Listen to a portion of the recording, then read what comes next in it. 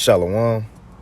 First and foremost, I want to give all praises, honor, and glory unto Yahweh, Bahashem, Yahweh Shai, Bahashem, Rachak, Wadash, and double honors unto the apostles and elders of Great Millstone, and peace and blessings to all you Akim out there who pushing this word with all truth and sincerity, and as well as to all you believers out there who believing on the gospel. And it's the brother Quara Abad from the GMS Houston camp. And I want to go into another lesson. And what sparked my spirit to want to touch on this is I was speaking to the brother Kaya, down in New Orleans camp this morning before work. And what was kind of going into was, as far as we may be so-called taking L's now, suffering now. But the purpose of that is, we going to get the last laugh. People who may do us wrong now or, feel a certain type of way about us right now, these people in the world, and then, they may seem like, we taking L's or whatever it may be. But at the end of the day, the servants of the Lord always get the last laugh, man. Even if it's come down to death. What it say about, I think it's Wisdom of Solomon 3, that when the righteous perish, let me see real quick. But that's pretty much, what sparked my spirit to do this lesson. And we coming into these times to where the table's gonna turn. We ain't just gonna be getting scoffed at for forever. People coming, scoffing, driving by, taking pictures at us on the block forever, man. The things we talking about and hoping for come to pass. And we looking forward to it. Hey, that's been my spirit the past 2 or 3 lessons that I've been posted up. Just going to say, look, things about to change, man. We should look forward to all these things happening. Why? Again, without them happening, the kingdom can't come. You see? And two, from what the prophecies say, what the Lord said, if we do his work, and when these times come, then we'll be protected through all the troubles. So we going into it with a mindset of being saved through these things, man. But not these other people. And again, that's go hit on the point of, at the end of the day, the servants of the Lord gonna get the last laugh. These people living it up now. This their time to shine. This their time to live it up, right? But when seriousness happen, hey, that's when the Lord said, then shall it be known who are my chosen. You're going to see the difference between a servant of the Lord and a regular person, 2/3 or a heathen in that day, man. But let me get this real quick. As I had just mentioned, even if, somebody the elect be put to death in the earth, you may have people happy about that. Hey, perfect example, Yahweh Shai. Yahweh Shai, those wicked scribes and Pharisees was happy to see the Lord be put to death. But what he told them even before that, he said, look, when they grabbed them up, punched them, spit on them, right? He said, look, at the end of the day, you're going to see me coming in the clouds of heaven with power and great glory. And they felt played. In other words, the Lord said, look, y'all doing this to me right now, but I'm going to get the last laugh. Yeah, that's true. Even Yahweh Shai echoed the same thing, man. But even unto death, in their eyes, they thought he would just put him to death. But no, really, man, he elevated from there. The same thing that happened with us today. But let me get this real quick. I don't want to get off the topic because I do got a couple precepts. But there's Wisdom of Solomon 3, and I'm going to start at 1. It says, but the souls of the righteous are in the hand of the Most High, and there shall no torment touch them. In the sight of the unwise, they seem to die, right? The unwise, we seem to take L's. Or be put to death. It says, in the sight of the unwise, they seem to die, and their departure is taken for misery, and they're going from us to be utter destruction. Or he going to hell. But what's really happening, it says, but they are in peace, for though they be punished in the sight of men, yet is their hope full of immortality. So even though we have to get put to death, some of us may get put to death by scoffers on this side. Who knows how it's going to go. But still, when those missiles hit, we expect to be in those chariots looking down at them, looking up at us, right? Watching them burn, man. That's going to be the ultimate I told you so in that day, right? But let me get this real quick. I just wanted to get that, Because what's the worst that can happen to us on this side? Is what? Being put to death.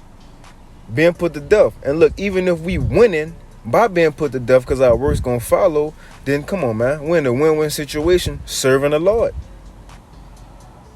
But let me snag this real quick. This is, what that is? John 16. This is what Yahushua said. You know, to go into that topic of how we going to get the last laugh. This John 16. Is it 16? Hold on. It's a lot. Okay, yeah, this John 16, and I'm going to start at 20. It says, verily, verily, I say unto you, that ye shall weep and lament, but the world shall rejoice. All right, we weeping and lamenting right now. One, it says how oppression maketh a wise man mad. We understand this ain't how the world's supposed to be ran. You know, we understand we're in oppression and captivity under Esau, Edom, the base man of the earth. You know, that's even bringing more causes for us to be pissed off, to weep and lament, having to go to work. You know, times getting hard, bodily afflictions when we know we got new bodies waiting on us. Can't be perfect like we want to be, still trying to fight to keep the laws and right? That's that struggle. That's that condition of the battle. And we be going through it, but we the only ones realizing that these other people don't have the knowledge to realize they even in the battle though. But it goes on to say, verily, verily, I say unto you, that ye shall weep and lament. It says, but the world shall rejoice. So while we going through it, serving the Lord, you had these other people ain't worried about that. They don't have no schedule they got to live by. They got to make sure they wake up every day and try to get some reading in and do a lesson. I got to feed the sheep today. Don't worry about that. Right? The Lord got us focusing on that. They could do what they want, hit every happy hour they want. They can ball hop and club hop however much they want. But we have responsibilities of the Lord, man. They don't have the cares of the next world to come. They got the cares of this world. They living it up. Like it's saying second nature is what that is. Nah. Those who have not known the Lord, yet when they was living, they received benefits, so on and so forth, right? They rejoicing right now. So they laughing, we mourning.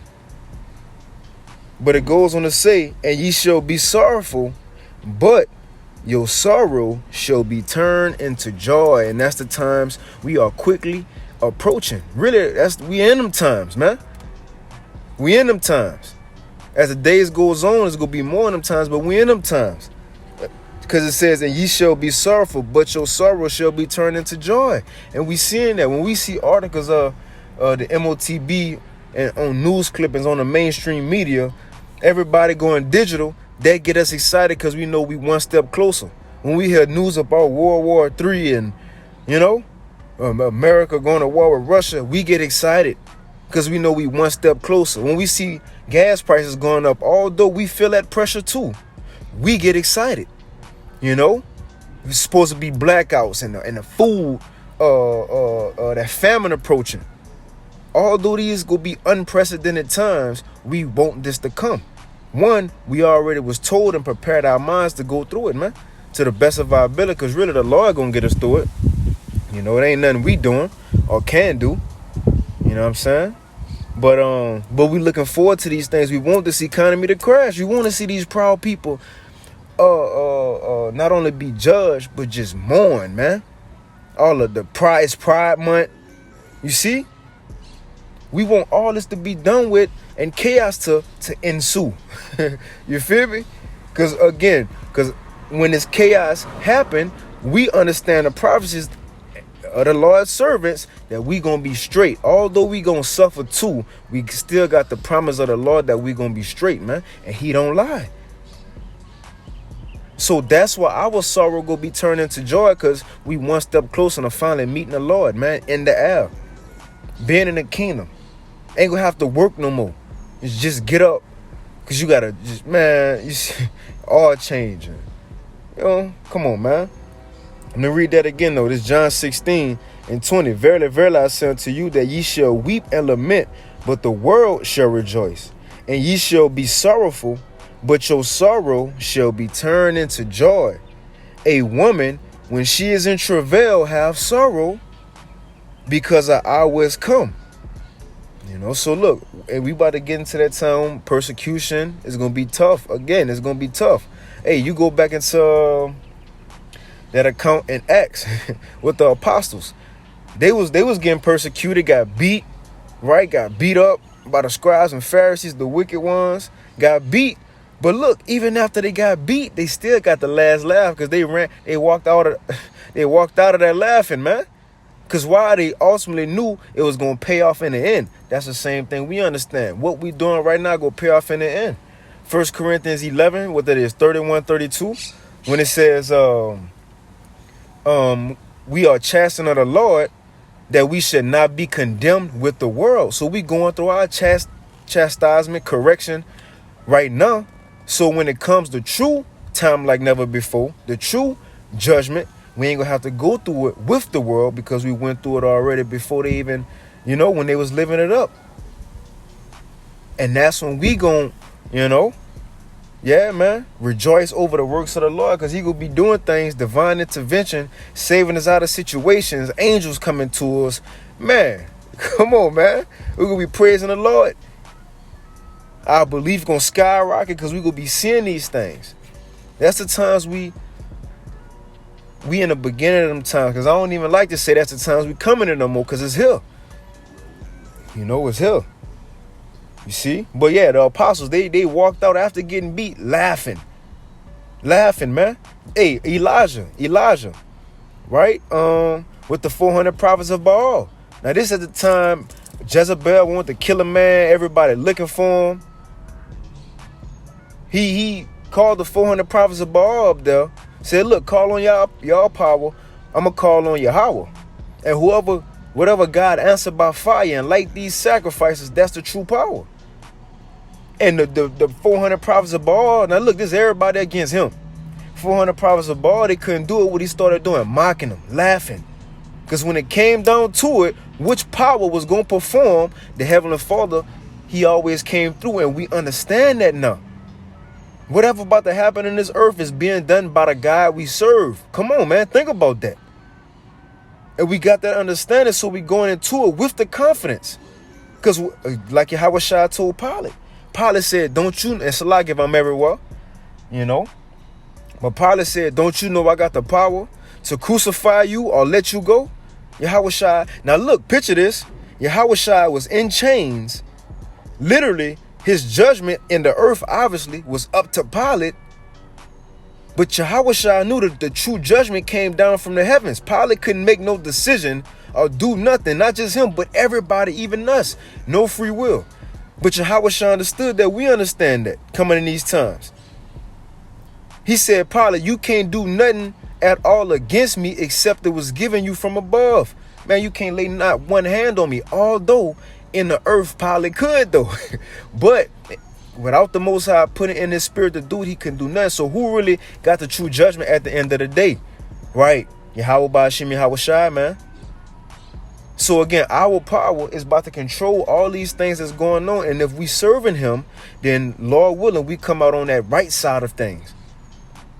And that's the confidence going into it, But this John 16 and 20, I'll finish it. It says 21, it says, a woman when she is in travail have sorrow, but because her hour is come. But as soon as she is delivered of the child, she remembereth no more the anguish for joy that a man is born into the world, man. And also understanding that it ain't gonna last forever. Eventually, we have to come up out this place. And the prophecies say in Jeremiah 30 and 7, alas, for that day is great, so that none is like it. It is even the time of Jacob's trouble. It says, but, right? But he shall be saved out of it. So without Jacob's trouble happening, how we going to be saved out of it, man? Right, we need these things to come. So, so let it be.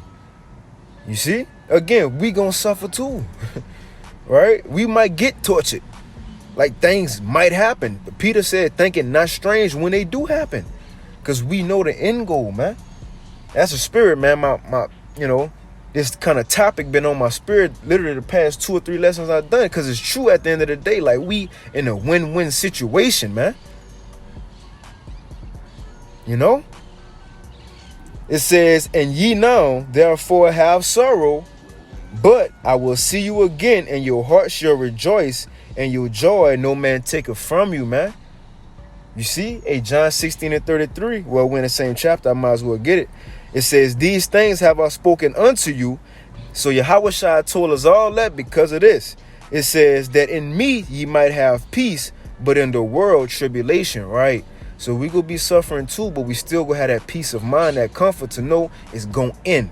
The worse it get, the closer it get to ending, and we understand that, man. Right? And your joy no man take it from you. You know? But I ended off with that second Ezra 2. Right?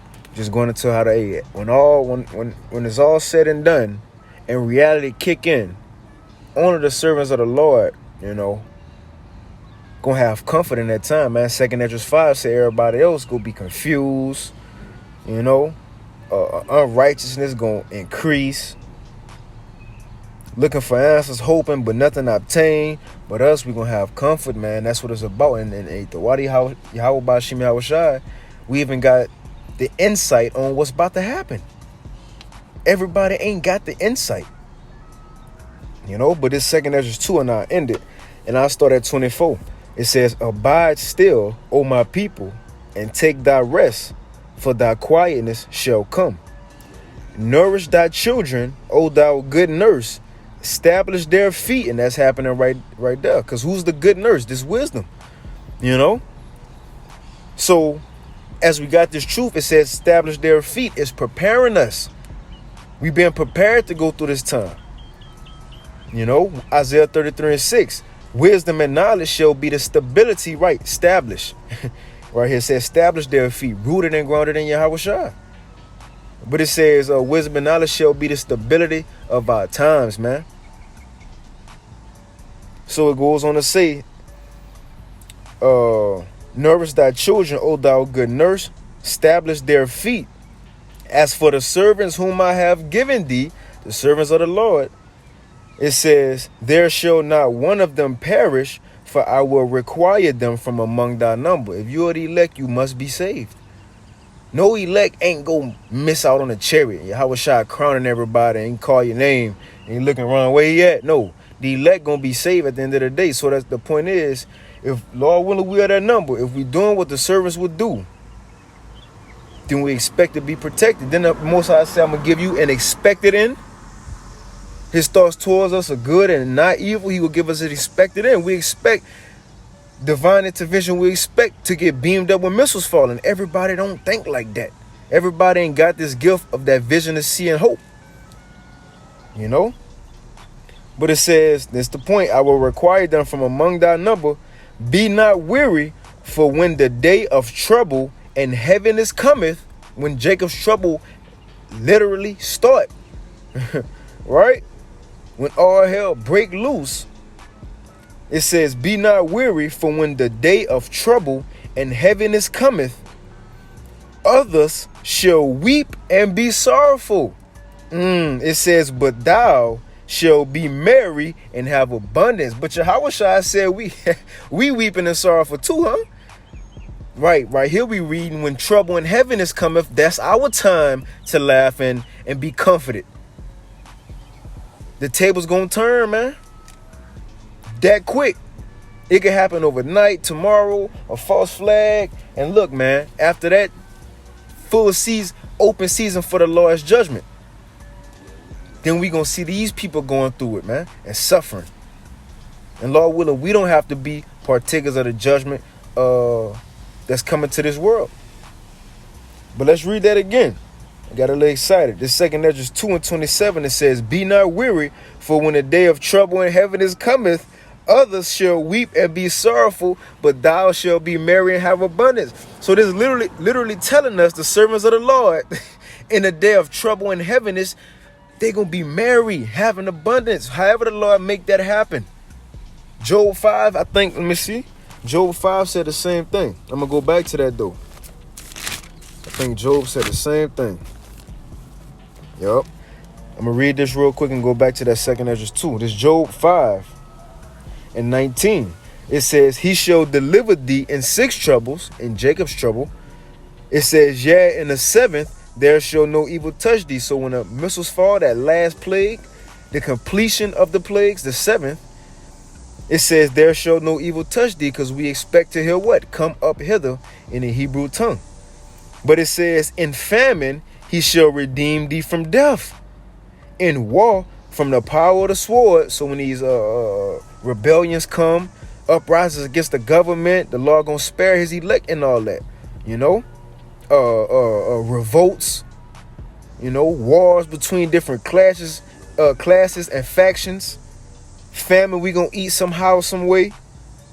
It says, thou shalt be hid from the scourge of the tongue, neither shalt thou be afraid of destruction when it cometh. Come on, man. At destruction and famine, thou shalt laugh. The last laugh. Right? Why would somebody laugh at destruction and famine? Come on, man. Come on. It says at destruction and famine, in order for you to laugh, telling you ain't gonna be going through it with everybody else if you laughing. It says, wait, as the Lord said, and then shall they be known who are my chosen. But it says, at destruction and famine thou shalt laugh, neither shalt thou be afraid of the beasts of the earth. For thou shalt be in league with the stones of the field, and the beasts of the field shall be at peace with thee. These wild animals, newly created creatures. The Lord might have one of them animals as our pet in Jacob's trouble. You know, our little pet, you know. You know, people got pit bulls now. We could be walking around with a newly created creature on a leash. You feel me? You know, blowing, shooting out fire. But he, you know, listen to all our commands and demands, man. Again, we coming into some exciting times. Everybody ain't looking forward to this, but we is. Man. So again, yeah, it's true. The servants of the Lord gonna get the last laugh. Again, even like we started with, even if it's unto death, because we might rise again and start laughing when we rise back up. You know, troops run there, shoot you, and you die, and they walking out. You just get back up, start laughing. You know, yeah, man. But this second Ezra 2:27, back over here. It says, be not weary, for when the day of trouble and heaviness cometh, others shall weep and be sorrowful, but thou shalt be merry and have abundance. It says, the heathen shall envy thee, but they shall be able to do nothing against thee, saith the Lord. That's to tell you it's going to be a distinction. In order for them to envy us, in other words, want what we want to have what we have, mad because we got it, it's going to have to be something physical that's going to set us apart. That's why women go run to the men of the Lord saying, look, just let me be with you. Right, it's going to be an outward thing maybe they can see. You know? Well, damn, everybody doing this famine skinny. You know, my ribs showing, you know, not saying mine, but I'm just saying, if, you know, what people will see. They ribs gonna be showing, cheeks sunken in, eyes black, famine, but we looking healthy, you know, clothes intact, you know. Yeah, man, so they gonna see it, but the Lord said they ain't gonna be able to do nothing against it though. Right, the last laugh, you know. But look, that's pretty much all I wanted to go into, man. You know, it was on my spirit. I just wanted to touch on that. You know, Lord willing, this lesson was edifying. I want to give all praise, honor, and glory unto Yahweh, by Hashem Yahweh Shai, by Hashem Chakwadash, and double honors unto the apostles and elders of great millstone, and peace and blessings to all you Akim out there, pushing his word with all truth and sincerity, and as well as to all you believers out there who believing on the gospel. Hey, keep fighting, keep pushing, and with that, shalom.